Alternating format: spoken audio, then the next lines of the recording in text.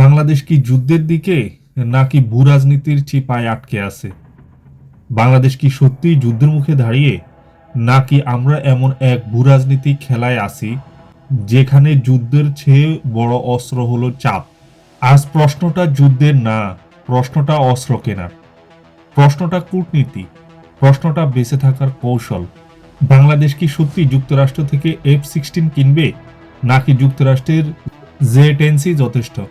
হিমার্স নিলে কি ATACMS দিবে যুক্তরাষ্ট্র? আগে জানুন হিমার্স কি।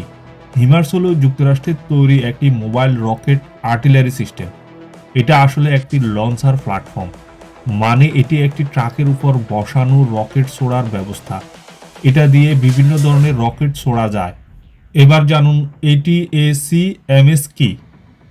Army tactical missile system. এটি স্বল্প পাল্লার ব্যালিস্টিক মিসাইল।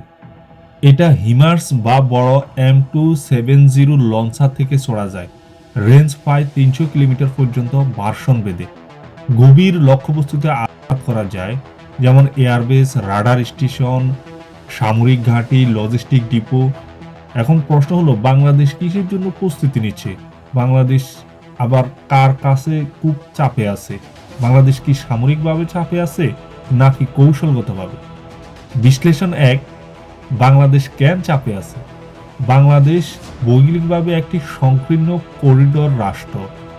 বাংলাদেশের পশ্চিমে ভারত, পূর্বে ভারত, দক্ষিণে বঙ্গোপসাগর, উত্তরে ভারত।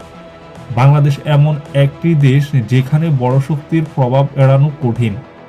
একদিকে যুক্তরাষ্ট্র চায় বাংলাদেশ তার নিরাপত্তা বলয়ের অংশ হোক, অন্যদিকে চীন দীর্ঘদিন ধরে বাংলাদেশের সামরিক সরঞ্জামের প্রধান সরবরাহকারী। ভারত চায় বাংলাদেশ স্থিতিশীল থাকুক, কিন্তু তার নিরাপত্তা উদ্বেগও বজায় থাকুক। এই ত্রিভুজের মাঝখানে দাঁড়িয়ে আছে বাংলাদেশ। এটাই চিপা।